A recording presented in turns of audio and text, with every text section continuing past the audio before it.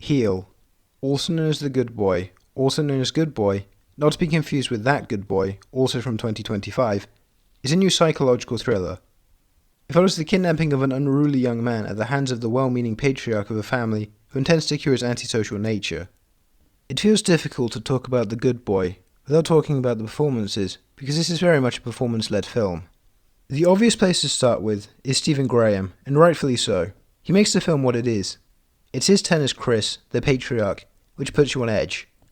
Fundamentally speaking, he does kidnap someone and chain them to a wall, and this is a thriller. On that base genre level, Chris is a fascinating antagonist. Graham handles the more frightening qualities of a kidnapper with a pathos-imbued emotional aspect which gets you to care about him.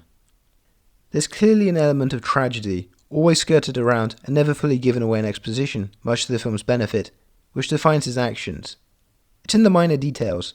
The clear anguish on his face when he disciplines Tommy, the kidnapped man. The toupee he wears.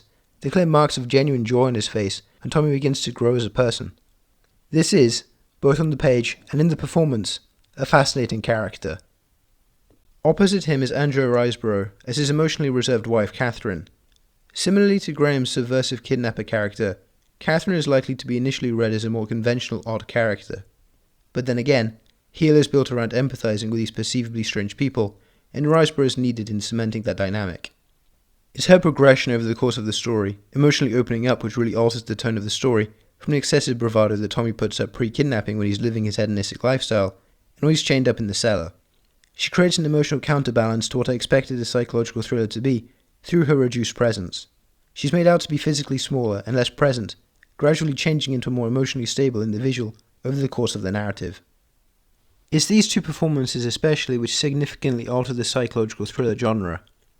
This isn't conventional. However, this does have a duplicitous effect on the overall narrative. On one hand, they spark a film where things almost never go as you'd necessarily expect.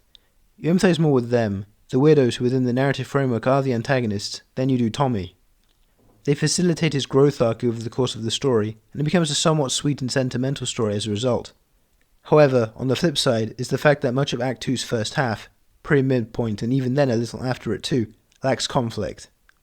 Yes, there is the fact that Tommy is chained up and prevented from leaving, which is a very slight conflict simmering beneath the surface, but we almost forget that he's been kidnapped with how normal Act 2 makes everything appear.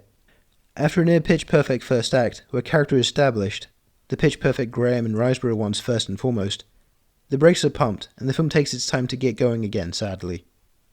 Although both on a conceptual and performance level this should have been great, the stretch of Act 2 with minimal conflict really regrettably deflates the flow of the story.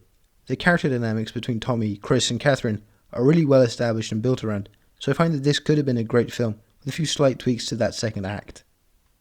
Heel / The Good Boy. 3.5 stars. Well, that's all. Keep on watching movies and form your own opinions. See you in the next one.